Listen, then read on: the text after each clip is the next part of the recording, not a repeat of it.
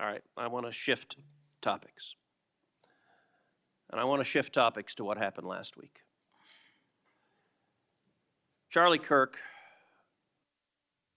was assassinated. He was assassinated because of his political views. We're living in a time of enormous division and tragically hatred, and hatred that manifested in evil that we saw last week. Now, the FBI, working in concert with state and local law enforcement, apprehended what appears to be, in all likelihood, the murderer. And you did so in just 33 hours. So I want to start by just congratulating you and the FBI agents and state and local law enforcement for successfully apprehending the murderer in less than a day and a half.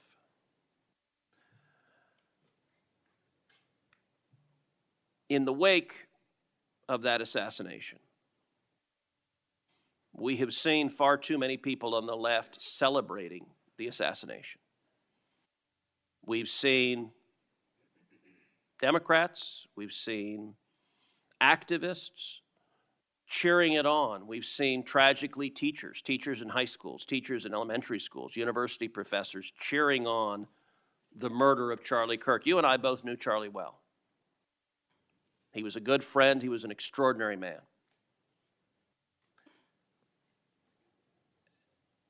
And I will say there's a great deal of discussion about what to do about it. Under our Constitution, under the Bill of Rights, the First Amendment, speech is protected. And that's true even for vile speech. Someone can stand up and say the most hateful thing, and it's protected by the First Amendment. Nazis and Klansmen can march in the streets, and even though their speech is bigoted and horrible and racist, the First Amendment protects it. Conduct, however, is not protected by the First Amendment, particularly conduct that is violent. Violent conduct that is threatening others, that is harassing others, that is injuring, or in this case, murdering others, is most assuredly not protected by the First Amendment. And so I would encourage you and the FBI to focus on conduct. Now, speech can guide you to those engaged in conduct. And I will say one question that I have and many have, and I recognize this is an ongoing investigation, so I don't want you to say anything that would compromise the investigation. But what can you tell us at this point about what evidence there exists of other individuals who may have had prior knowledge of this assassin's plans to murder Charlie Kirk on September 10th? Generally speaking, we've interviewed numerous people, family members and friends, including the partner, to provide us with a detailed history of the knowledge he may have had, the suspect may have had prior to. We're still mapping out who, if anyone, was involved as an accomplice. As I said, the investigation is ongoing. We're also speaking to and going to interview numerous individuals online who were part of a chat group that was involved in this heinous assassination. And we're also going to work with our state and local partners out in Utah to find out what community organizations, if any, participated or had any foreknowledge of this information. But it's very much ongoing. I remind everybody that it's not even been a week since Charlie's tragic death. Is it accurate, it's been widely reported that the assassin's roommate was a transgender man who was transitioning to be female, and it's also been reported that they may have been romantic partners. Is that accurate? Yes, Senator. And I assume the FBI is investigating. It has also been reported that there were transgender chat rooms that may have had some awareness of the plan to commit this murder. Is that accurate as well? I'm sorry, can you repeat the question? It's been reported that there were chat rooms of transgender activists that indicated some degree of potentially of foreknowledge of this murder. We're still developing that. Do you have any information, the bullet casings had on them both Antifa and LGBT wording on them? Do you have any indication of the source of those engravings and what inspired them?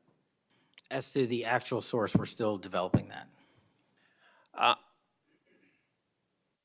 I want to encourage you in the course of this investigation, absolutely go after anyone who aided and abetted. But I want to more broadly encourage you, follow the money.